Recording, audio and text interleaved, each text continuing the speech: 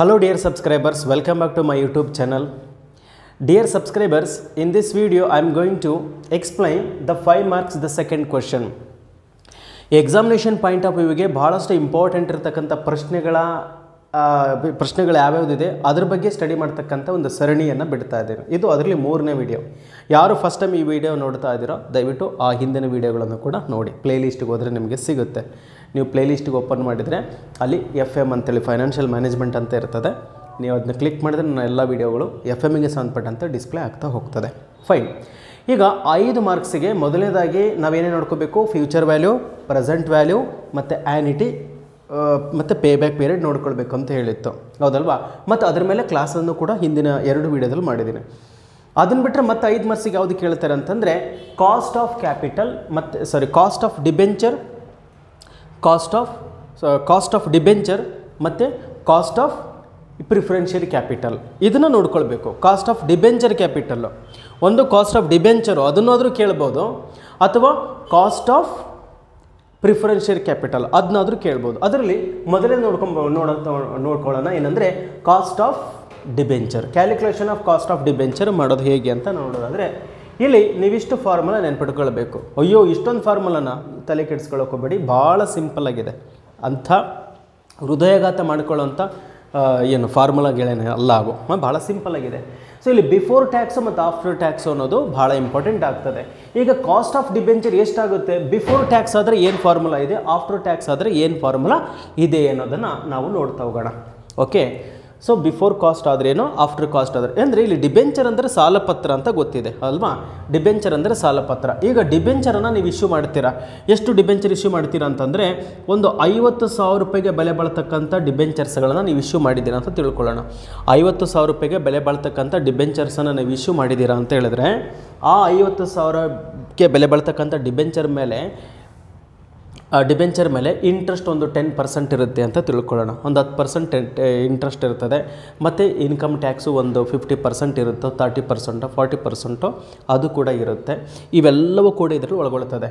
ಅಂದರೆ 50,000 ರೂಪಾಯಿಗೆ ಬೆಲೆ ಬಾಳ್ತಕ್ಕಂಥ ಡಿಬೆಂಚರ್ಸನ್ನು ನಾನು ಪರ್ಚೇಸ್ ಮಾಡಿದ್ದೀನಿ ಅಂತಂದರೆ ಅದರಲ್ಲಿ ಟ್ಯಾಕ್ಸನ್ನು ಮೈನಸ್ ಮಾಡಿ ಮತ್ತು ಬೇರೆ ಬೇರೆ ಎಕ್ಸ್ಪೆನ್ಸಸನ್ನು ಮೈನಸ್ ಮಾಡಿ ಕೊನೆಗೆ ಎಷ್ಟು ಉಳಿಬೋದು, ಅದು ಕಾಸ್ಟ್ ಆಫ್ ಡಿಬೆಂಚರ್ ಎಷ್ಟು ಉಳಿಬೋದು ಅನ್ನೋದನ್ನು ಕ್ಯಾಲ್ಕುಲೇಷನ್ ನಾವು ಮಾಡ್ತಾ ಇದ್ದೀವಿ. ಈಗ ಡಿಬೆಂಚರ್ನ ನಾನು ಇಶ್ಯೂ ಮಾಡ್ತಾ ಇದ್ದೀನಿ ನೋಡಪ್ಪ, 100 ರೂಪಾಯಿಗೊಂದು ಡಿಬೆಂಚರ್ನ ನಾನು ಇಶ್ಯೂ ಮಾಡ್ತಾ ಇದ್ದೀನಿ ಅಂತ ಹೇಳಿದರೆ 100 ರೂಪಾಯಿಗೊಂದು ಇಶ್ಯೂ ಮಾಡಿದಾಗ ಒಂದು ಇಶ್ಯೂ ಮಾಡಿದರೆ ನನಗೆ 100 ರೂಪಾಯಿ ಸಿಗುತ್ತೆ, 2 ಇಶ್ಯೂ ಮಾಡಿದರೆ 200 ರೂಪಾಯಿ ಸಿಗುತ್ತೆ.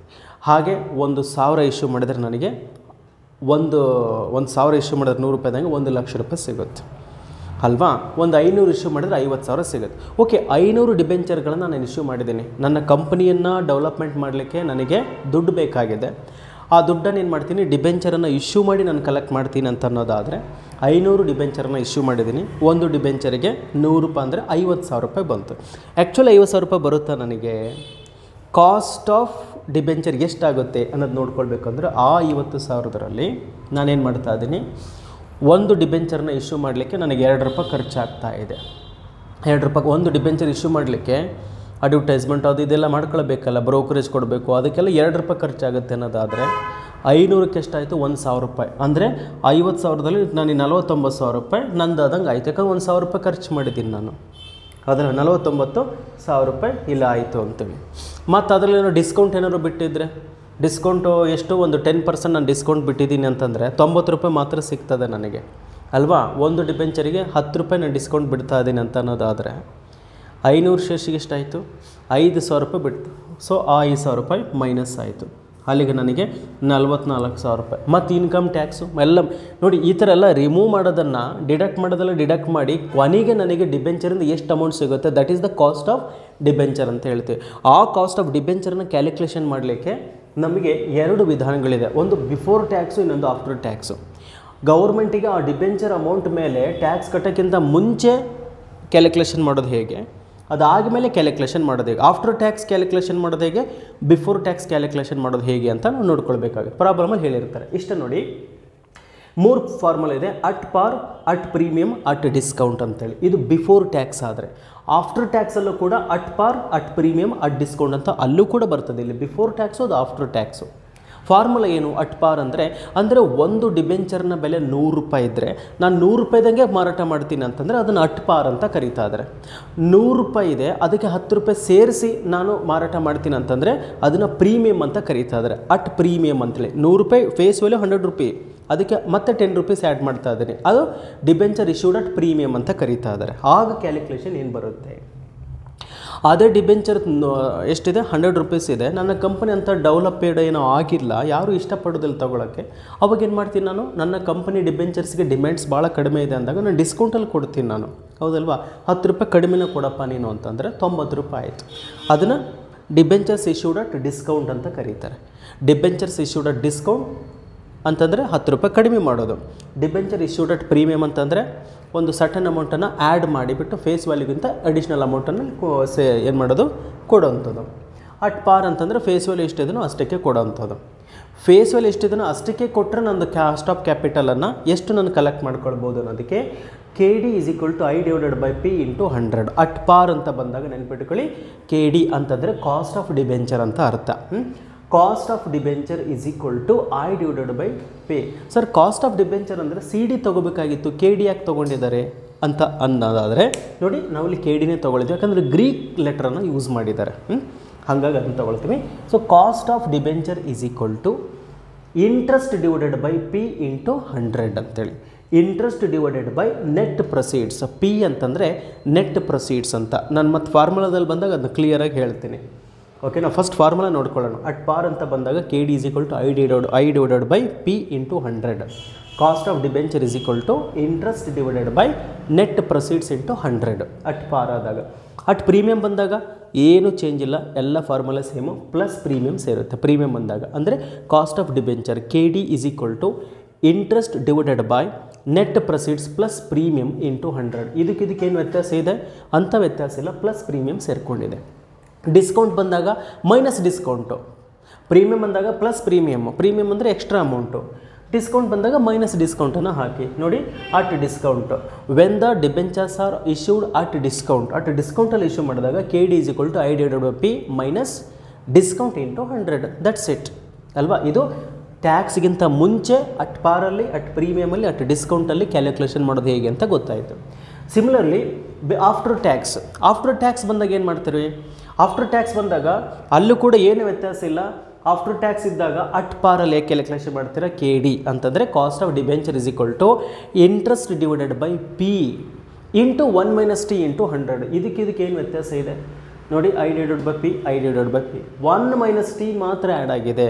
1 - T ಫಾರ್ ಟ್ಯಾಕ್ಸ್ ಅಂತೇಳಿ ಟ್ಯಾಕ್ಸನ್ನು ಇಲ್ಲಿ ಮೈನಸ್ ಮಾಡೋದು. ಆಫ್ಟರ್ ಟ್ಯಾಕ್ಸ್ ಅಂತ ಹೇಳಿದರೆ calculate the cost of debenture after tax ಅಂತ ಹೇಳಿದರೆ ಈ ಫಾರ್ಮುಲಾಸ್ ತೊಗೊಳ್ಳಿ. ಮತ್ತು ಅಟ್ ಪ್ರೀಮಿಯಮ್ ಬಂದಾಗ, ಆಫ್ಟರ್ ಟ್ಯಾಕ್ಸಲ್ಲಿ ಅಟ್ ಪ್ರೀಮಿಯಮ್ ಬಂದಾಗ cost of debenture = I/P plus premium × 1 - T × 100. That's it. ಇದಕ್ಕೇನು ವ್ಯತ್ಯಾಸ ಇದೆ, ಪ್ಲಸ್ ಪ್ರೀಮಿಯಮ್ ಇದೆ. ಡಿಸ್ಕೌಂಟ್ ಬಂದಾಗ KD = I/P minus discount × 1 - T × 100. Same, ಯಾವಾಗಲೂ 1 - T ತೊಗೊಳ್ತೀರಿ. ಇಲ್ಲಿ ಏನಿಲ್ಲ, ಇದಕ್ಕೆ ವ್ಯತ್ಯಾಸ 1 - T ಮಾತ್ರ ಅಡಿಷ್ನಲಾಗಿ ಬಂದಿದೆ ಆಫ್ಟರ್ ಟ್ಯಾಕ್ಸ್ ಅಂತ ಬಂದಾಗ. 5 ಮಾರ್ಕ್ಸೇ ಭಾಳ ಇಂಪಾರ್ಟೆಂಟು, ನೀವು ನೋಡ್ಕೊಳ್ಳಿ. ನಿಮಗೆ 10 ಮಾರ್ಕ್ಸ್ಗೂ ಕೇಳ್ಬೋದು, ಇದನ್ನು ಹೇಳಕ್ಕೆ ಬರೋದಿಲ್ಲ. ಹಾಗಾದರೆ ಪ್ರಾಬ್ಲಮ್ ಯಾವ ರೀತಿ ಕೇಳ್ತಾರೆ, ಅದನ್ನು ಸೊಲ್ಯೂಷನ್ ಮಾಡೋದು ಹೇಗೆ, ಬಿಫೋರ್ ಆ್ಯಂಡ್ ಆಫ್ಟರ್ ಎರಡನ್ನೂ ಕೂಡ ಈಗ ನಾವು ನೋಡ್ತಾ ಹೋಗೋಣ ಬನ್ನಿ. ಸೊ ಈಗ ಇಲ್ಲೊಂದು ಪ್ರಾಬ್ಲಮ್ ಇದೆ ನೋಡಿ, ಪ್ರಾಬ್ಲಮನ್ನು ನೋಡ್ತಾ ಹೋಗೋಣ. A company issues 12% debentures of ₹1 lakh. The income tax rate is 50%. Calculate the cost of debenture before and after the tax. If the debentures are issued at A. par, B. at 10% premium, C. at 10% discount. ಭಾಳ ಸ್ಪಷ್ಟವಾಗಿ ಹೇಳಿದ್ದಾರೆ ನೋಡಿ. A company issues 12% debentures ಅಂತ ಹೇಳಿದ್ದಾರೆ ಅಲ್ವಾ. 12% debentures ಅಂತ ಹೇಳಿದ್ದಾರೆ. 12% debentures ಅಂದರೆ 12% ಏನಿದೆ ಇಂಟ್ರೆಸ್ಟ್ ಆಯಿತು ಅಲ್ವಾ, ರೇಟ್ ಆಫ್ ಇಂಟ್ರೆಸ್ಟ್. 12% ಡಿಬೆಂಚರ್ಸ್ ಅಂದರೆ 12% ಏನದು ಇಂಟ್ರೆಸ್ಟು. 10% ಡಿಬೆಂಚರ್ಸ್ ಅಂದರೆ 10% ಇಂಟ್ರೆಸ್ಟು. 5% ಡಿಬೆಂಚರ್ಸು, 8% ಡಿಬೆಂಚರ್ಸು ಅಂದರೆ ಅದು ರೇಟ್ ಆಫ್ ಇಂಟ್ರೆಸ್ಟ್ ಅಂತ, ರಿಟರ್ನ್ ಎಷ್ಟು ಬರುತ್ತೆ ಅಂತ ಅದು ಒಂದು. A company issues 12% debentures of ₹1 lakh, 1 lakh ರೂಪಾಯಿದ ಇಶ್ಯೂ ಮಾಡ್ತಾ ಇದೆ ಅಂತೆ. 1 ಲಕ್ಷ ರೂಪಾಯಿ ಕೊಟ್ಟಿದ್ದಾರೆ. 1 ಲಕ್ಷ ಅಂದರೆ ಏನದು? 1 ಲಕ್ಷ ಅಂತ ಹೇಳಿದ್ರೆ ಅದು ಪ್ರೊಸೀಡ್ಸು ಪಿ. ಈಗ ಐ ಕೊಟ್ಟಿದ್ದಾರೆ 12%, ಪಿ ಕೊಟ್ಟಿದ್ದಾರೆ ಪ್ರೊಸೀಡ್ಸ್ ಎಷ್ಟು 1 ಲ್ಯಾಕ್ ಅಂತ ಹೇಳಿದ್ದಾರೆ. Next that income tax rate is 50%. 50% income tax rate ಹೇಳಿದ್ದಾರೆ, ಅಂದರೆ ಟಿ ಇನ್ಕಮ್ ಟ್ಯಾಕ್ಸ್ ಹೇಳಿದ್ದಾರೆ. ಎಷ್ಟು ಪರ್ಸೆಂಟ್ ಹೇಳಿದ್ದಾರೆ? 50% ಇನ್ಕಮ್ ಟ್ಯಾಕ್ಸು ಕೂಡ ಹೇಳಿದಾರಂತೆ. ಓಕೆ, ನೆಕ್ಸ್ಟ್ ಏನು ಹೇಳಿದ್ದಾರೆ ನೋಡಿ, the cost of debenture, calculate the cost of debenture before and after the tax if the debentures are issued at. ಅಂದರೆ ಟ್ಯಾಕ್ಸ್ ಕಟ್ಟೋಕ್ಕಿಂತ ಮುಂಚೆ ಕಾಸ್ಟ್ ಆಫ್ ಡಿಬೆಂಚರ್ ಎಷ್ಟಾಗುತ್ತೆ, ಟ್ಯಾಕ್ಸ್ ಕಟ್ಟಿದ ಮೇಲೆ ಕಾಸ್ಟ್ ಆಫ್ ಡಿಬೆಂಚರ್ ಎಷ್ಟಾಗುತ್ತೆ ಕ್ಯಾಲ್ಕುಲೇಷನ್ ಮಾಡಿ ಅಂತೇಳ್ಬಿಟ್ಟು ಅವರು ನಮಗೆ ಕೇಳ್ತಾ ಇದ್ದಾರೆ ಅಲ್ವಾ. ಅದು ಹೆಂಗಪ್ಪ ಅಂದರೆ ಆ ಡಿಬೆಂಚರ್ಸ್ ಏನಾದರೂ ಪಾರಂಗೆ ಇಶ್ಯೂ ಮಾಡಿದರೆ, ಅಂದರೆ 100 ರೂಪಾಯಿಗೆ ಒಂದು ಡಿಬೆಂಚರ್ ಅಂದರೆ 100 ರೂಪಾಯಿದಂಗೆ ಕೊಟ್ಟರೆ, ಆಮೇಲೆ 10% ಪ್ರೀಮಿಯಮ್ ಅಂದರೆ 100 ರೂಪಾಯಿಗೆ ಒಂದಂದರೆ ಒಂದು 10 ರೂಪಾಯಿ, ಒಂದು 10% ಅಂದರೆ 10 ರೂಪೀಸ್, 110 ರೂಪಾಯಿದಂಗೆ ಕೊಟ್ಟರೆ ಎಷ್ಟಾಗುತ್ತೆ? 10% ಡಿಸ್ಕೌಂಟು. 100 ರೂಪಾಯಿ ಇರ್ತದೆ, ಅದರಲ್ಲಿ ಒಂದು 10 ರೂಪಾಯಿ ಡಿಸ್ಕೌಂಟ್ ಮಾಡಿ ಏನಾದರೂ ಕೊಟ್ಟರೆ 90 ರೂಪೀಸ್ ಹಂಗೆ ಕೊಟ್ಟರೆ, ಅಂದರೆ 10% ಡಿಸ್ಕೌಂಟ್ ಹಂಗೆ ಕೊಟ್ಟರೆ ಕಾಸ್ಟ್ ಆಫ್ ಡಿಬೆಂಚರ್ ಎಷ್ಟಾಗುತ್ತೆ? ಒಂದು 10 ರೂಪಾಯಿ ಜಾಸ್ತಿ ಅಂದರೆ ಪ್ರೀಮಿಯಮ್ ಹಂಗೆ ಕೊಟ್ಟರೆ ಎಷ್ಟಾಗುತ್ತೆ? ಹೆಚ್ಚು ಬೇಡ ಕಡಿಮೆ ಬೇಡ, ಪಾರಂಗೆ ಇಶ್ಯೂ ಮಾಡಿದರೆ ಕಾಸ್ಟ್ ಆಫ್ ಡಿಬೆಂಚರ್ ಎಷ್ಟಾಗುತ್ತೆ ಅಂತ ನಮಗೆ ಕೇಳಿದ್ದಾರೆ ಅಲ್ವಾ. ಓಕೆ, ಈಗ ಐ ಕೊಟ್ಟಿದ್ದಾರಾ? ಫಾರ್ಮುಲಾ ಬೇಕಾಗಿರ್ತಕ್ಕಂಥ ಐ ಇಂಟ್ರೆಸ್ಟ್ ಅಂದರೆ 12% ಕೊಟ್ಟಿದ್ದಾರೆ. ನಾವು ಕಂಡುಹಿಡ್ಕೊಳ್ಬೇಕು ಅಂದರೆ ಫಸ್ಟ್ ಏನು ಮಾಡೋಣ, ಐ ಕಂಡುಹಿಡಬೇಕು. ಐ ಅಂತಂದರೆ ಪ್ರಿನ್ಸಿಪಲ್ ಯಾವುದು ಪ್ರೊಸೀಡ್ಸ್ ಇದೆಯಲ್ಲ, net proceeds into rate of ಇಂಟ್ರೆಸ್ಟನ್ನು ಮಾಡ್ಕೊಳ್ತೀರ. Net proceeds into rate of interest is equal to net proceeds ಎಷ್ಟಿದೆ? ನೆಟ್ ಪ್ರೊಸೀಡ್ಸ್ ನಮಗಿಲ್ಲಿ 1 ಲ್ಯಾಕ್ ಇದೆ, ಹೌದಲ್ವಾ. ನೆಟ್ ಪ್ರೊಸೀಡ್ಸ್ 1 ಲ್ಯಾಕ್ ಇದೆ. 1 ಲ್ಯಾಕ್ ಇಂಟು ಆರ್ ಅಂದರೆ ರೇಟ್ ಆಫ್ ಇಂಟ್ರೆಸ್ಟ್ ಎಷ್ಟಿದೆ? 12% ಇದೆ, ಅಂದರೆ 12/100 ಮಾಡ್ಕೊಳ್ತೀರ. ಈಗ ಈಸ್ ಈಕ್ವಲ್ ಟು, ಈಗ 20 ಹೋಯ್ತು ಅಂತಂದರೆ 1000 ಇಂಟು 12 12,000 ಆಯಿತು. ಐ ವ್ಯಾಲ್ಯೂ ಎಷ್ಟು ಬಂತು ಹಂಗಾದರೆ? 12,000 ಬಂತು. ಐ ವ್ಯಾಲ್ಯೂ ಎಷ್ಟಿದೆ? 12,000 ಬಂತು. ಐ ಅನ್ನು ಕಂಡುಹಿಡ್ಕೊಂಡಿರೋ ಪಿ ಅಂತ ಅವರೇ ಕೊಟ್ಟಿದ್ದಾರೆ. ಟ್ಯಾಕ್ಸು 50% ಅಂತ ಹೇಳಿದ್ದಾರೆ, ಹೌದಲ್ವಾ. ಓಕೆ, ಈಗ ಏನು ಹೇಳಿದ್ದಾರೆ? ಎ ಬಿ ಸಿ ನೋಡಿ ಹೇಳಿದ್ದಾರೆ. ಅಟ್ ಪಾರಂಗಾದರೆ ಎಷ್ಟಾಗುತ್ತೆ ಬಿಫೋರ್ ದ ಟ್ಯಾಕ್ಸು ಮತ್ತು ಆಫ್ಟರ್ ದ ಟ್ಯಾಕ್ಸು. 10% ಪ್ರೀಮಿಯಮ್ ಹಂಗಾದರೆ ಎಷ್ಟಾಗುತ್ತೆ ಬಿಫೋರ್ ಆ್ಯಂಡ್ ಆಫ್ಟರ್ ಅಂತ ನಾವೀಗ ಕಂಡುಹಿಡಿಬೇಕಾಗಿದೆ ಅಂತೇಳ್ಬಿಟ್ಟು, ಹೌದಲ್ವಾ. ಸೊ ಇಷ್ಟು ನಮಗೆ ಬೇಕಾಗಿದೆ. ಈಗ ಫಸ್ಟ್ ಬರೋಣ ಏನಪ್ಪ ಅಂತಂದರೆ ಹೆಡ್ಡಿಂಗ್ ಎ ಏನು ಹೇಳಿದ್ದಾರೆ?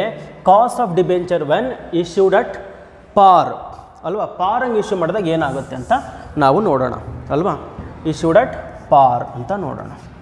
ಪಾರಂಗೆ ಇಶ್ಯೂ ಮಾಡಿದರೆ 100 ರೂಪಾಯಿಗೆ ಒಂದು ಡಿಬೆಂಚರ್ ಅಂದರೆ 100 ರೂಪಾಯಿದಂಗೆ ಮಾರಾಟ ಮಾಡಿದರೆ ಕಾಸ್ಟ್ ಆಫ್ ಡಿಬೆಂಚರ್ ಎಷ್ಟಾಗುತ್ತೆ? ಅದು further information is given here. Okay, on the basis of this information we need to calculate the value, the cost of the debenture before the tax and after the tax when shares or debentures are issued at par, ಹೌದಲ್ವಾ. Okay, ಈಗ A ಬರ್ಕೊಂಡಿದ್ದೀರಾ, B ಮತ್ತು C ಈ ಥರ continue ಬರ್ಕೊಳ್ಬೇಕು. ಅದರಲ್ಲಿ A cost of debentures when issued at par, ಪಾರಲ್ಲಿ issue ಮಾಡಿದಾಗ ಬಿಫೋರ್ ಆ್ಯಂಡ್ ಆಫ್ಟರ್ ಏನಾಗುತ್ತೆ ಅಂತ ನೋಡೋಣ ಅಲ್ವಾ. ಸೊ ಇಲ್ಲಿ ಕಾಣಿಸುತ್ತಲ್ವಾ. ಓಕೆ ಫೈನ್, ಇಲ್ಲಿಂದ ಬರೀತೀನಿ. ಈಗ ಬಿಫೋರ್ ಟ್ಯಾಕ್ಸ್ ಎಷ್ಟಾಗುತ್ತೆ ಅಂತ ಫಸ್ಟ್ ನೋಡೋಣ ಅಂತಲ್ವಾ. ಬಿಫೋರ್ ಟ್ಯಾಕ್ಸ್ ನಮಗೆ ಫಾರ್ಮುಲಾ ಗೊತ್ತಿರಬೇಕು. ಏನು? Cost of debenture is equal to I divided by P into 100 ಅದಲ್ವಾ. I divided by P into 100. Okay, I ಅಂದರೆ ಗೊತ್ತಿದೆ ನಮಗೆ ಎಷ್ಟು? 12,000. 12,000 ಡಿವೈಡೆಡ್ ಬೈ ಪಿ ಅಂದರೆ 1 ಲ್ಯಾಕ್ ತಾನೆ. 1 ಲ್ಯಾಕ್ ಇಂಟು 100. ಈಗ 12,000 ಡಿವೈಡೆಡ್ ಬೈ 1 ಲ್ಯಾಕ್ ಅಂತಂದರೆ 0.12 ಇಂಟು 100. 0.12 ಇಂಟು 100 ಅಂತಂದರೆ 12 ಆಯಿತು. ಮರಿಲ್ದಂಗೆ ಪರ್ಸೆಂಟೇಜ್ ಹಾಕಬೇಕು, ಯಾಕಂದರೆ 100ಗೆ ಕ್ಯಾಲ್ಕುಲೇಷನ್ ಮಾಡಿದರು ಅಲ್ವಾ. ಅಂದರೆ ಪ್ರತಿ 100 ರೂಪಾಯಿಗೆ 12 ರೂಪಾಯಿ ಏನಾಗ್ತದೆ? ಕಾಸ್ಟ್ ಆಫ್ ಡಿಬೆಂಚರ್ ಆಗ್ತಾಯಿದೆ ಅಂತ ಅರ್ಥ. ಕಾಸ್ಟ್ ಆಫ್ ಡಿಬೆಂಚರ್ 12% ಏನಾಗ್ತದೆ? ಕಾಸ್ಟ್ ಆಗ್ತಾಯಿದೆ ನಮಗೆ ಅಂತ ನಾವು ಕಂಡುಹಿಡ್ಕೊಂಡಿದ್ವಿ. ಸೊ ಇದು ಬಿಫೋರ್ ಟ್ಯಾಕ್ಸು. ಅದೇ ಅಟ್ ಪಾರ್ ಆಫ್ಟರ್ ಟ್ಯಾಕ್ಸ್ ಆದರೆ ಎಷ್ಟಾಗುತ್ತೆ ಅಂತ ಕಂಡುಹಿಡೋಣ. ಆಫ್ಟರ್ ಟ್ಯಾಕ್ಸು ನೀವು ಕಂಟಿನ್ಯೂ ಮಾಡ್ಕೊಳ್ಳಿ. ಇಲ್ಲಿ ಜಾಗ ಸಾಕಾಗಲ್ಲ ಅಂತ ನಾನು ಪಕ್ಕದಲ್ಲಿ ತೋರಿಸಿರ್ತೀನಿ. ಇದು ಬಿಫೋರ್ ಟ್ಯಾಕ್ಸ್ ಆಯ್ತಲ್ಲ. ನೆಕ್ಸ್ಟ್ ಏನು ಬರೋಣ? ಆಫ್ಟರ್ ಟ್ಯಾಕ್ಸ್ ನೋಡ್ತಾ ಹೋಗೋಣ. ಎಸ್, ಇಲ್ಲಿ ಬರಿಬೋದಲ್ಲ. Yes, after tax.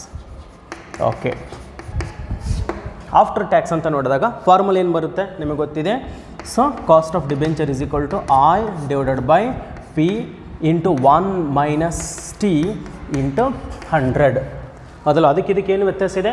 1 minus T ಅಷ್ಟೇ ಎಕ್ಸ್ಟ್ರಾ ಬಂದಿರೋದು ಆಫ್ಟರ್ ಟ್ಯಾಕ್ಸ್ ಅಂತ ಬಂದಾಗ ಬಿಫೋರ್ ಟ್ಯಾಕ್ಸಲ್ಲಿ 1 ಮೈನಸ್ ಟಿ ಎಕ್ಸ್ಕ್ಲೂಡ್ ಆಗಿರುತ್ತೆ ಅಷ್ಟೇ, ಇನ್ನೇನು ವ್ಯತ್ಯಾಸ ಇಲ್ಲ.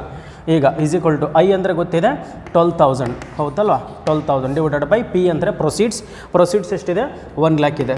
ಸೇಮ್ ಹಾಗೆ ಬರ್ಕೊಳ್ತೀರಾ 1 lac 1 minus T 1 minus T ಅಂತಂದರೆ ಟ್ಯಾಕ್ಸ್ ಎಷ್ಟಿದೆ 50% ಇದೆ. 50% ಅಂದರೆ 50 ಡಿವೈಡೆಡ್ ಬೈ 100 ಅಂದರೆ 0.5 ಇಂಟು 100 0.5 ಇಂಟು 100 ಹೌದಾ. ಎಸ್ ನೆಕ್ಸ್ಟ್ ಈಗ is equal to 12,000 divided by 1 lakh 12,000 divided by 1 lakh ಎಷ್ಟಾಗುತ್ತೆ 0.12 ಹೌದಲ್ವಾ ಇಂಟು 1 ಮೈನಸ್ 0.5 ಅಂದರೆ 0.5 ಇಂಟು 100 ಆಯ್ತಲ್ವಾ. ಈಗ 0.12 ಇಂಟು 0.5 ಅಂದರೆ 0.6 ಇಂಟು 100 ಈಸ್ ಈಕ್ವಲ್ ಟು ಎಷ್ಟು ಪರ್ಸೆಂಟ್ ಆಯಿತು 6% ಆಯಿತು. This is how you are going to calculate cost of the debenture when they are issued at par before the tax after the tax. ಏನು difference ನಿಮಗೆ ಗೊತ್ತಾಗಿದೆ ಅಲ್ವಾ, ಇದು ನಿಮಗೆ ಗೊತ್ತಾಯಿತು ಅಂತ ಅಂದ್ಕೊಳ್ತೀನಿ. ಇದು ನಾವು ಮೊದಲನೇದು ಮಾತ್ರ cost of debenture when issued at ಪಾರಲ್ಲಿ ಮಾತ್ರ ಕಂಡುಹಿಡ್ಕೊಂಡ್ವಿ. ಅದೇ ಏನಾದರೂ ಆ shares if the debentures are issued at ಪ್ರೀಮಿಯಮಲ್ಲಾದರೆ ಏನಾಗುತ್ತೆ ಅಂತ ನೋಡೋಣ. ಪ್ರೀಮಿಯಮಲ್ಲಿ ಏನಾದರೂ ಆದಾಗ ಬಿಫೋರು ಮತ್ತು ಆಫ್ಟರ್ ಏನಾಗುತ್ತೆ ನೋಡೋಣ. ಅಟ್ ಪ್ರೀಮಿಯಮ್ ಈ ಪ್ರಾಬ್ಲಮಲ್ಲಿ before and after the tax ಅಂತ ಹೇಳಿದ್ದಾರೆ. ಬಿಫೋರ್ ದ ಟ್ಯಾಕ್ಸ್ ಅಂತ ಹೇಳಿದರೆ ನೀವು ಇದಿಷ್ಟೇ ಮಾಡ್ಕೊತ ಹೋದ್ರೂ ಸಾಕು.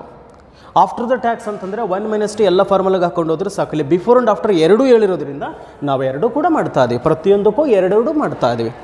ಪ್ರೀಮಿಯಮ್ಮು ಕೂಡ ಬಿಫೋರ್ ಟ್ಯಾಕ್ಸು ಆಫ್ಟರ್ ಟ್ಯಾಕ್ಸ್ ನೋಡೋಣ ಹೌದಲ್ವಾ. ಓಕೆ ಸೊ ಫಾರ್ಮುಲಾದಲ್ಲಿ ಏನಂಥ ವ್ಯತ್ಯಾಸ ಇಲ್ಲ, ನಿಮಗೆ ಗೊತ್ತಿದೆ ಹೌದಲ್ವಾ. ಏನು ಮಾಡ್ತೀರಾ same formula I divided by P plus premium ಅಲ್ವಾ, ಪ್ರೀಮಿಯಮ್ ಇಂಟು 100 ಪ್ರೀಮಿಯಮ್ ಬಂದಿದೆಯಲ್ಲ ಪ್ಲಸ್ ಪ್ರೀಮಿಯಮು, ಡಿಸ್ಕೌಂಟ್ ಬಂದಾಗ minus discount. Okay is equal to ಇಲ್ಲಿ 12,000 ಆಯಿತು. ಪ್ರೀಮಿಯಮ್ ನಾನು ಹೇಳ್ತಾ ಇದ್ದೀನಿ ಅದಲ್ವಾ. ಸೊ 12,000 ಡಿವೈಡೆಡ್ ಬೈ ಇಲ್ಲಿ ಪಿ ಅಂತಂದರೆ 1 ಲ್ಯಾಕ್ ಅಲ್ವಾ, ಪಿ ಅಂತಂದರೆ 1 ಲ್ಯಾಕ್ ಪ್ಲಸ್ ಪ್ರೀಮಿಯಮ್ ಎಷ್ಟಿದೆ 10% ಹೇಳಿದ್ದಾರೆ. ಅಂದರೆ 1 ಲ್ಯಾಕ್ ಇಂಟು 10 1 ಲ್ಯಾಕ್ ಪ್ರೊಸೀಡ್ಸ್ ಮೇಲೆ ಮಾಡ್ಕೋಬೇಕು ನೀವು.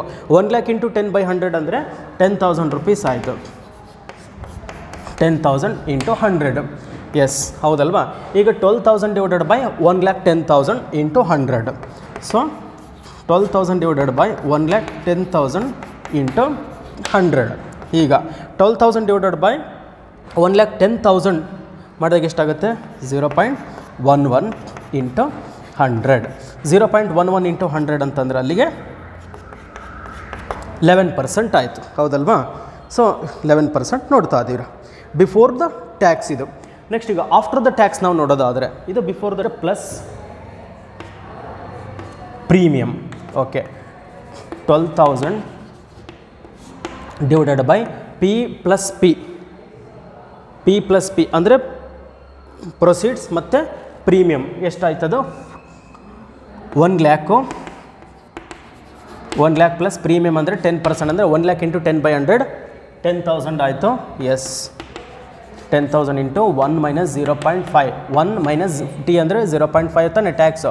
ಸೊ ಇಂಟು 100 ಮಾಡಿದ್ದೀರಾ ಈಸ್ ಈಕ್ವಲ್ ಟು ಇಲ್ಲಿ 12,000 divided by 1 lakh plus 10,000 1 lakh plus 10,000 ಅಂದರೆ 1 ಲ್ಯಾಕ್ 10,000 ಆಯಿತು into 1 minus 0.5 into 100 is equal to 12,000 divided by 1 lakh 10,000 ಅಂತಂದರೆ ಎಷ್ಟಾಯಿತು 0.11 ಇಂಟು ಇದು 1 ಮೈನಸ್ 0.5 ಅಂದರೆ 0.5 ಇಂಟು 100.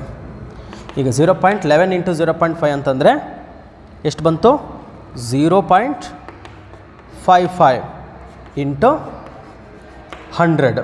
0.55 ಇಂಟು 100 55 ಅಲ್ವಾ.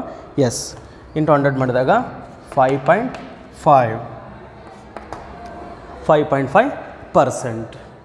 ಓಕೆ ಇದು before the tax. After premium ಬಂದಾಗ ಸೇಮ್ ಇದೆ, ಇದು ಪ್ರೀಮಿಯಮ್ ಪಿ ಪ್ಲಸ್ ಪ್ರೀಮಿಯಮೇ, ಬಟ್ಟು ಇಲ್ಲಿ 1 ಮೈನಸ್ ಟಿ ಒಂದು ಎಕ್ಸ್ಟ್ರಾ ಆ್ಯಡ್ ಮಾಡ್ಕೊಳ್ತೀರಾ. ಈಗ ನಿಮಗೇನಾಯಿತು cost of debenture when issued at premium ಈಗ ನಮಗೆ ಸಿಕ್ತು. ಈಗ ಥರ್ಡ್ ಒಂದಿತ್ತು ಏನು ಹೇಳಿದ್ದಾರೆ 10% ಡಿಸ್ಕೌಂಟ್ ಹೇಳಿದ್ದಾರೆ. ಅವಾಗ ಏನು ಮಾಡೋದು ಅಂತ ಈಗ ನೋಡ್ತಾ ಹೋಗೋಣ. ಎಸ್ ಈಗ ಡಿಸ್ಕೌಂಟ್ ಅಂತ ಕೇಳಿರೋದ್ರಿಂದ ಇಲ್ಲಿ ಹೆಡ್ಡಿಂಗ್ ಬರ್ಕೊಳ್ಳೋಣ, the cost of debenture when issued at discount. Okay, ಡಿಬೆಂಚರ್ಸನ್ನು ಏನಾದರೂ ಡಿಸ್ಕೌಂಟಲ್ಲಿ ಇಶ್ಯೂ ಮಾಡಿದ್ರಾಗ ಯಾವ ರೀತಿಯಾಗಿ ಕ್ಯಾಲ್ಕುಲೇಷನ್ ಮಾಡ್ತೀರಾ ಅಂತೇಳಿ. ಸೇಮ್ ಫಾರ್ಮುಲಾ, ಭಾಳ ವ್ಯತ್ಯಾಸವೇನಿಲ್ಲ, ಗೊತ್ತಿದೆ ನಿಮಗೆ. ಬಿಫೋರ್ ಟ್ಯಾಕ್ಸು ಮತ್ತು ಆಫ್ಟರ್ ಟ್ಯಾಕ್ಸ್ ನೋಡೋಣ. Before tax cost of debenture is equal to I divided by proceeds. Discount ಎಲ್ಲ ಕೇಳಿರೋದು, ಹಂಗಾಗಿ ಮೈನಸ್ ಡಿಸ್ಕೌಂಟ್ ಇಂಟು 100. ಇಲ್ಲಿ ಬಂದಾಗ ಏನಾಗುತ್ತೆ, cost of debenture is equal to I divided by P minus debenture into 1 minus T, ಇದೊಂದು extra ಬರೋದು ಅಲ್ವಾ, into 100 ಹಾಕಿದ್ದೀರಾ. ಈಗ ನೋಡೋಣ, ಈಸ್ ಈಕ್ವಲ್ ಟು ನೋಡಿ ಐ ಅಂದರೆ ಏನು, ಇಂಟ್ರೆಸ್ಟ್ ಇದೆ ನಮಗೆ 12,000 ಡಿವೈಡೆಡ್ ಬೈ ಪಿ ಅಂತಂದರೆ 1 lakh ಪ್ರೊಸೀಡ್ಸ್ ಇದೆ, ಮೈನಸ್ ಡಿಸ್ಕೌಂಟ್ ಎಷ್ಟು ಹೇಳಿದ್ದಾರೆ, 10% ಹೇಳಿದ್ದಾರೆ. 10% ಹೇಳಿದ್ದಾರೆ ಅಂತಂದರೆ 1 lakh ಇಂಟು 10 ಡಿವೈಡೆಡ್ ಬೈ 100 10,000 ಆಯಿತು. 10,000 ಇಂಟು 100 ಈಸ್ ಈಕ್ವಲ್ ಟು, ಈಗ 12,000 ಡಿವೈಡೆಡ್ ಬೈ 12,000 ಡಿವೈಡೆಡ್ ಬೈ 90,000 ಅಲ್ವಾ, ಇಂಟು 100. 12,000 ಡಿವೈಡೆಡ್ ಬೈ 90,000 ಅಂದರೆ 0.13 into 100. 0.13 into 100 is equal to 13%. The cost of debenture when they are issued at discount at 10% ಆದಾಗ cost of debenture ಎಷ್ಟಾಯಿತು, 13% ಆಯಿತು. ಅದೇ ರೀತಿ before tax, ಅದೇ after tax ಆದರೆ ಎಲ್ಲ ಸೇಮು. ಐ ಅಂತಂದರೆ 12,000 ಇದೆ, 12,000 ಪಿ ಮೈನಸ್ ಡಿ ಮಾಡಿದಾಗ ಅಂದರೆ 1 lakh ಮೈನಸ್ 10,000 ಮಾಡಿದಾಗ 90,000 ನೇರವಾಗಿ ಇಡ್ತೀನಿ.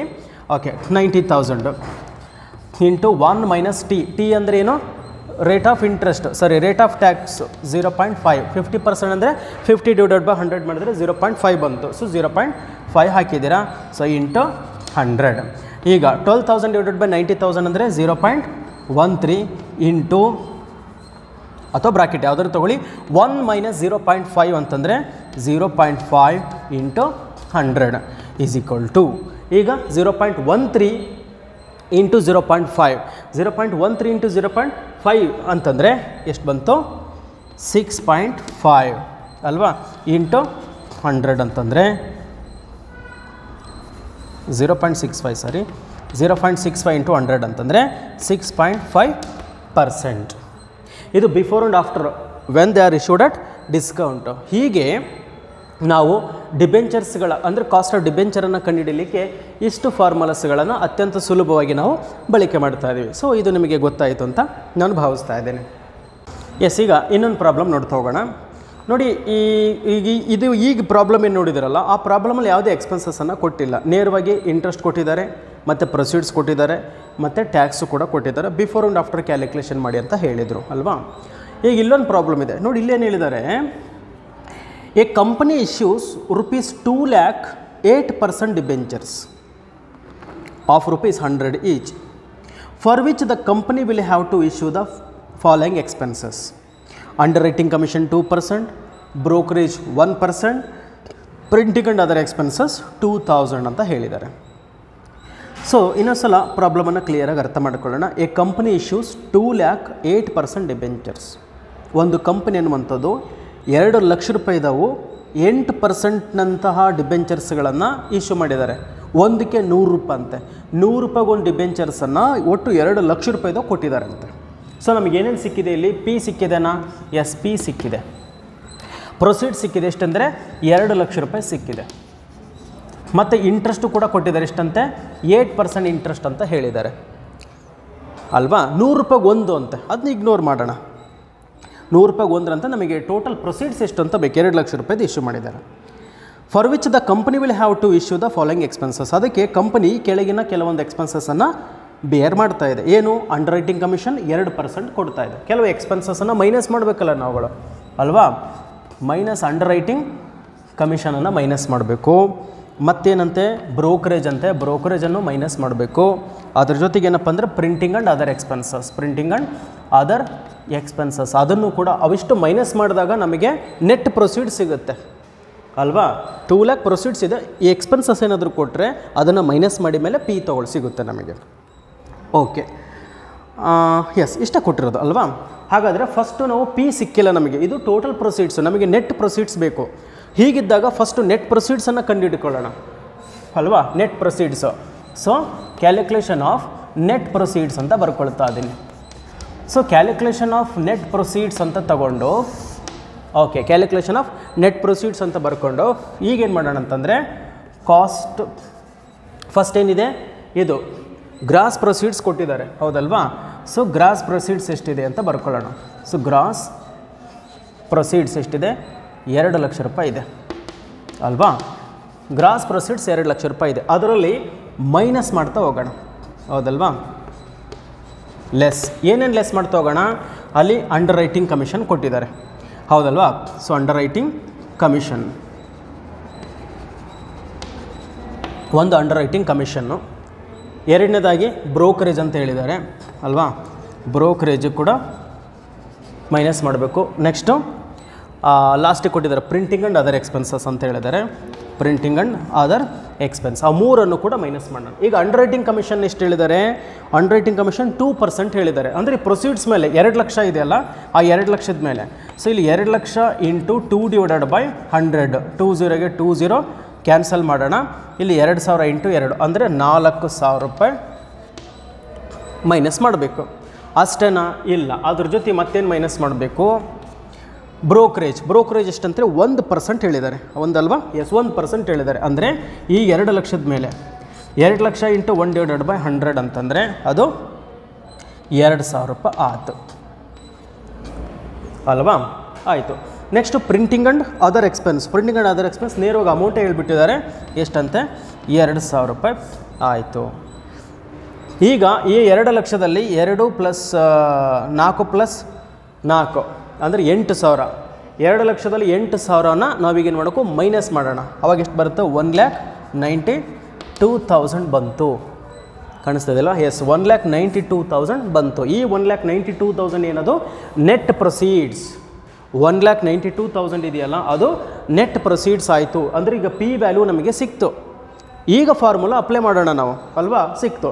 ಈಗ ಬಿಫೋರ್ ಟ್ಯಾಕ್ಸ್ ಹೇಳಿದಾರೋ ಆಫ್ಟರ್ ಟ್ಯಾಕ್ಸ್ ಹೇಳಿದಾರೋ ಅವರು, ಅದ್ರ ಮೇಲೆ ನಾವು ನೋಡ್ಕೊಳ್ಳೋಣ. ಏನು ಹೇಳಿದಾರೆ ನೋಡೋಣ. ನೋಡಿ, company issues ₹2 lakh 8% debentures of ₹100 each for which the company will have to issue the following expenses. Okay, ನೋಡಿ ಇಲ್ಲಿ ನಮಗೆ ಬಿಫೋರ್ ಆ್ಯಂಡ್ ಆಫ್ಟರ್ ಏನು ಹೇಳಿಲ್ಲ ಅವರು ಅಲ್ವಾ, ಮತ್ತು ಟ್ಯಾಕ್ಸು ಕೂಡ ಹೇಳಿಲ್ಲ. ಅಂದರೆ ಬಿಫೋರ್ ಟ್ಯಾಕ್ಸ್ ಅಂತಲೇ ಅರ್ಥ ಮಾಡ್ಕೋಬೇಕು ನಾವೀಗ. ಬಿಫೋರ್ ಟ್ಯಾಕ್ಸ್ ಅಂತ ಅರ್ಥ ಮಾಡಿಕೊಂಡು ಫಸ್ಟ್ ಇದು 1,92,000 ಮಾಡ್ಕೊಂಡಿರಲ್ಲ, ಇದು ಬರ್ಕೊಂಡು ಈಗ ಮತ್ತೆ ನಾವು ಮುಂದುವರಿತಾ ಹೋಗೋಣಂತೆ. ಸೊ ಇದನ್ನು ವರ್ಕಿಂಗ್ ನೋಟ್ ಬರ್ಕೊಂಡ್ಬಿಟ್ಟು ಆಮೇಲೆ ಫಾರ್ಮುಲಾವನ್ನು ಅಪ್ಲೈ ಮಾಡೋಣ. 1,92,000 ಸಿಕ್ಕಿದೆ ನಮಗೆ ಅಲ್ವಾ. ಈಗ ಬರೋಣ. ಸೊ ಈಗ ಏನು ಹೇಳಿದ್ದಾರೆ, cost of debenture is equal to I/P. Premium ಹೇಳಿದರೆ ಪ್ಲಸ್ ಪ್ರೀಮಿಯಮ್ ಮಾಡ್ತಿದ್ರಿ, ಡಿಸ್ಕೌಂಟ್ ಹೇಳಿದರೆ ಮೈನಸ್ ಡಿಸ್ಕೌಂಟ್ ಮಾಡ್ತಿದ್ರಿ. ಏನು ಹೇಳಿಲ್ಲ, ಸೊ ಏನು ಹಾಕಬೇಡಿ. ಆಫ್ಟರ್ ಟ್ಯಾಕ್ಸ್ ಅಂತ ಹೇಳಿದರೆ 1 - 10 ಅಂತ ಕಂಟಿನ್ಯೂ ಮಾಡ್ತಿದ್ರಿ. ಅಂದರೆ ಒಂದು ವೇಳೆ ಕೇಳಿದರೆ ನೀವು ಅವನ್ನ ಹಾಕಿ ಮಾಡಿ ಅಂತ ಅರ್ಥ ಇದ್ರದ್ದು. ಓಕೆನಾ. So into 100 is equal to I ಅಂದರೆ ಎಷ್ಟು, ಐ ಅಂದರೆ 8%. 8%ನ್ನು 2 ಲಕ್ಷದ ಮೇಲೆ ಮಾಡಬೇಕು, 1,92,000 ಮೇಲೆಲ್ಲ, ಗ್ರಾಸ್ ಪ್ರೊಸೀಡ್ಸ್ ಮೇಲೆ ಮಾಡಬೇಕು ನಾವು, ಸರಿನಾ. ಸೊ 2 ಲಕ್ಷ, ಐ ಅಂದರೆ ಎಷ್ಟು, 2 ಲಕ್ಷ ಇಂಟು 8%. ಸೊ ಅಲ್ಲಿಗೆ 16,000 ರೂಪಾಯಿ ಆಯಿತು ಹೌದಲ್ವಾ. ಸೊ 16,000 ರೂಪಾಯಿ ಆಯಿತು. ಇಲ್ಲಿ 8% ಹೇಳಿದ್ದಾರೆ, 8 16 ಅಲ್ವಾ, 16,000. So divided by P. P ಅಂದರೆ ಎಷ್ಟಿದೆ, 1,92,000 ಆಯಿತು. 1,92,000 ಇಂಟು 100, 16,000 ಇಂಟು 1,92,000 ಇಂಟು 100 ಅಂದರೆ 8.33 ಬಂತು. 8.33 ಇದು ಬಿಫೋರ್ ಟ್ಯಾಕ್ಸು. ಅಟ್ ಪಾರ್ ಹೇಳಿಲ್ಲ. ಒಂದು ವೇಳೆ ಅಂದರೆ ಟ್ಯಾಕ್ಸ್ ಏನಾದರೂ ಹೇಳಿದ್ರೆ ಅವರು ಆಫ್ಟರ್ ಟ್ಯಾಕ್ಸ್ ಅಂತ 1 - T ಮಾಡ್ಕೊಳ್ತಿದ್ರಿ. ನಿಮ್ಗೆ ಅರ್ಥ ಆಗಿದೆ ಅಂತ ತಿಳ್ಕೊಳ್ತೀನಿ. ಇದೇ ಪ್ರಾಬ್ಲಮ್ಗೆ 50% ಆಫ್ಟರ್ ಟ್ಯಾಕ್ಸ್ ನೀವು ಮಾಡಿ ಟ್ರೈ ಮಾಡಿ ನೋಡೋಣ. ಓಕೆನಾ. ಮ್ಯಾಕ್ಸಿಮಮ್ ನಿಮಗೆ ಇದೇ ಥರನೇ ಕೇಳೋದು, ಇಷ್ಟೇ ಕೇಳೋದು. ಇದರಲ್ಲಿ ಮತ್ತೆ ವರಿ ಮಾಡ್ಕೊಳ್ಳೋಂಥದ್ದು ಏನೂ ಕೂಡ ಇಲ್ಲ, ಭಾಳ ಸಿಂಪಲ್ ಆಗಿರ್ತದೆ. This is how you are going to calculate the value of debenture, means the cost of debenture ಕ್ಯಾಪಿಟಲನ್ನು ಹೀಗೆ ಕಂಡುಹಿಡಿತೀರ. ಬಿಫೋರ್ ದ ಟ್ಯಾಕ್ಸ್ ಗೊತ್ತಾಯಿತು, ಆಫ್ಟರ್ ದ ಟ್ಯಾಕ್ಸ್ ಗೊತ್ತಾಯಿತು, ಯಾವ ಫಾರ್ಮುಲಾ ಯೂಸ್ ಮಾಡಬೇಕು ಅನ್ನೋದನ್ನು ನೀವು ಚೆನ್ನಾಗಿ ನೋಡಿಕೊಂಡು ಇದನ್ನ ಸ್ವಲ್ಪ ನೆನ್ಪಿಟ್ಕೊಂಡ್ರೆ ನೀವು ಮಾಡ್ಬೋದಾಗಿದೆ ಅಂತೇಳ್ಬಿಟ್ಟು. ಇದು ಒಂದಾಯಿತು. ನೆಕ್ಸ್ಟು ಇನ್ನೊಂದು ಏನಪ್ಪ ಅಂತಂದರೆ ಕಾಸ್ಟ್ ಆಫ್ ಡಿಬೆಂಚರ್ ಆಯಿತು. ಮತ್ತು cost of preferential share capital ಅದು ಮೋರ್ ಆರ್ ಲೆಸ್ ಸೇಮ್ ಬರ್ತದೆ. ಅದನ್ನು ಮತ್ತೆ ಮುಂದಿನ ವೀಡಿಯೋದಲ್ಲಿ ನಾನು ನಿಮಗೆ ಎಕ್ಸ್ಪ್ಲೇನ್ ಮಾಡ್ತೀನಿ. Thank you. Have a nice day.